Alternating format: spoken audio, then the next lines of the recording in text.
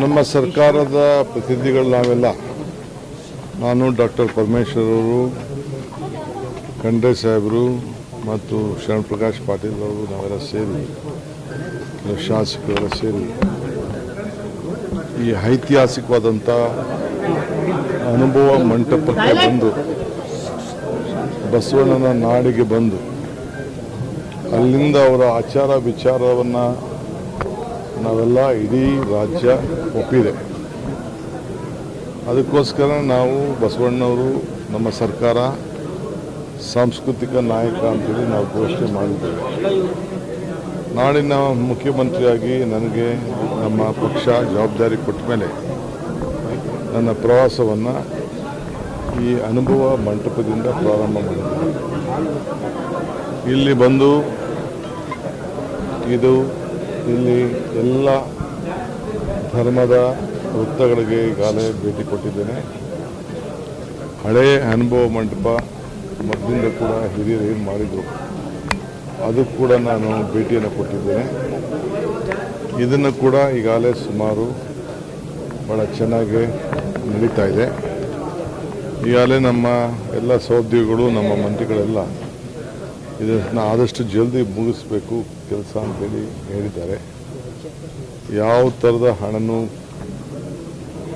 ಕೊರತೆ ಆಗದ ರೀತಿಯಲ್ಲಿ ಕಾರ್ಯರೂಪವನ್ನು ವಹಿಸಿ ಇದನ್ನು ಆದಷ್ಟು ಜಲ್ದಿ ಇದನ್ನು ಮುಗಿಸುವಂಥ ಕೆಲಸವನ್ನು ನಾವು ಮಾಡ್ತೇವೆ. ಸುಮಾರು 700ಕ್ಕೂ ಹೆಚ್ಚು 742 ಕೋಟಿಗಳನ್ನು ಈಗಾಗಲೇ ಇದಕ್ಕೆ ಕ್ರಿಯಾ ಯೋಜನೆಯನ್ನು ಈಗಾಗಲೇ ಮಾಡಿ ಅಪ್ರೂವ್ ಆಗಿ ಸುಮಾರು 400ಕ್ಕೂ ಹೆಚ್ಚು ಕೋಟಿಯನ್ನು ಈಗಾಗಲೇ 480 ಕೋಟಿಯಷ್ಟು ಈಗಾಗಲೇ ಬಿಡುಗಡೆಯನ್ನು ಕೂಡ ಮಾಡಿದೆ.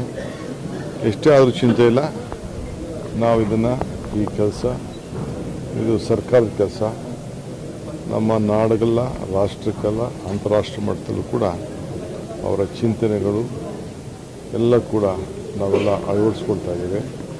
ಅದಕ್ಕೆ ಇಲ್ಲಿಂದನೇ ಕೂಡ ನಾವು ನಮ್ಮ ಪ್ರವಾಸವನ್ನು ಕೂಡ ಕೈಗೊಂಡಿದ್ದೇವೆ. ಅದರಿಂದ ಬಸವಣ್ಣವರ ತತ್ವಗಳನ್ನು ನಾವು ಪ್ರಚಾರ ಮಾಡಲಿಕ್ಕೆ, ಅವ್ರಿಗೆಲ್ಲರೂ ಕೂಡ ಜನರಿಗೆ ನೆಮ್ಮದಿ, ಶಾಂತಿ ಎಲ್ಲ ಸಿಕ್ಕೆ ಈಗ ತಾನೇ ನಾನು ಈ ಅನುಭವ ಮಂಟಪದಲ್ಲಿರುವಂಥ ಜ್ಞಾನ ಮಂದಿರ ಏನಿದೆ ಆ ಜ್ಞಾನ ಮಂದಿರಕ್ಕೂ ನಾನು, ನಮ್ಮ ಪರಮೇಶ್ವರ್ ಅವರು, ಶರಣ್ ಪ್ರಕಾಶ್ ಪಾಟೀಲ್ ಎಲ್ಲ ನಾವೆಲ್ಲ ಭೇಟಿ ಕೊಟ್ಟಿದ್ದು ಎಲ್ಲ ಎಕ್ಸ್ಪ್ಲೇನ್ ಮಾಡಿದ್ರು.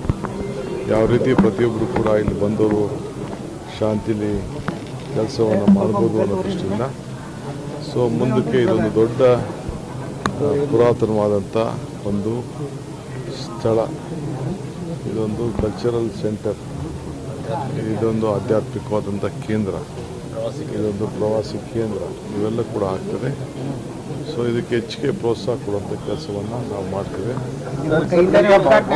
ಬಹುತೇಕ ಉತ್ತರ ಕರ್ನಾಟಕದಲ್ಲಿ ಸರ್ ಬರ ಛಾಯೆ ಇದೆ ಸರ್. ರೈತರೆಲ್ಲ ಬಹಳ ಸಂಕಷ್ಟವಾಗಿದೆ ಸರ್. ಪರಿಹಾರ ಕೊಡಬೇಕು ಅಂತ ಒತ್ತಾಯ ಮಾಡ್ತಿದ್ದಾರೆ. ಅದಕ್ಕೆ ನಾವು ಬರಗಾಲ ಘೋಷಣೆ ಮಾಡಬೇಕಂತ ಸರ್. ಅದಕ್ಕೆ ನಾವೆಲ್ಲ ಬಂದಿದ್ದೇವೆ. ನಾಳೆ ಮೀಟಿಂಗು ಒಂದೇ ದಿನಕ್ಕೆ ಘೋಷಣೆ ಮಾಡೋಕ್ಕಾಗಲ್ಲ. ಕಣ್ಣಲ್ಲಿ ನೋಡಬೇಕು, ಕಿವಿಲಿ ಕೇಳಬೇಕು, ಜನರ ಅಭಿಪ್ರಾಯ ಪಡಿಬೇಕು, ಸರ್ವೆ ಮಾಡಬೇಕು, ಮಾಹಿತಿ ತಿಳಿಬೇಕು. ಇನ್ನು ಏನೇನಾಗಿದೆ ಇನ್ನು ಅದಕ್ಕೆಲ್ಲ ಕಾಲ. ಪ್ರವಾಸ ಸ್ಟಾರ್ಟ್ ಮಾಡಿದ್ದೀರಿ, ಸರ್ ಬರದ ಪ್ರವಾಸ ಸರ್ ಇದು. ನೀವೇನಾದ್ರು ಜಾಸ್ತಿ ಮಾತಾಡಿದ್ರೆ ನಾನು ಮಾತಾಡದೆ ಹೋಗ್ತೀನಿ. ಸ್ವಲ್ಪ ಇರಿ, ನನಗೆ ಮಾತಾಡೋಕ್ಕೆ ಅವಕಾಶ ಕೊಡಿ. ಆದಷ್ಟು ಜಲ್ದಿ ಮಾಡ್ತದೆ. ಇನ್ನೊಂದು ಘೋಷಣೆ ಮಾಡಲಿಕ್ಕೆ ಬಯಸ್ತೀನಿ. ಬೆಂಗಳೂರು ನಗರದಲ್ಲಿ ಈಗಾಗಲೇ ನಾವು ರಸ್ತೆಗಳ ಬದಿಗಳಲ್ಲಿ ಬೀದಿ ವ್ಯಾಪಾರಿಗಳನ್ನ ತೆರವು ಮಾಡ್ತಾ ಇದ್ದೀವಿ. ಆದರೆ ಯಾರು ಕೂಡ ಬಡವರು ಗಾಬರಿ ಪಡಬೇಕಾದಿಲ್ಲ. ನಿಮಗೆಲ್ಲ ಆಲ್ಟರ್ನೇಟಿವ್ ವ್ಯವಸ್ಥೆನ ಪಕ್ಕದ ಸೈಡ್ ರೋಡ್ಗಳಲ್ಲಿ ನಾವು ಮಾಡಿಕೊಡ್ತೇವೆ. ಮತ್ತು ಈಗಾಗಲೇ ಯಾರು ರಿಜಿಸ್ಟ್ರೇಷನ್ ಮಾಡ್ಕೊಂಡಿದ್ದೀರಿ ಅವ್ರಿಗೆಲ್ಲ ತೆರಳೋಗಿ ವಾಹನ ಕೂಡ ಒದಗಿಸ್ಕೊಡ್ತೇವೆ.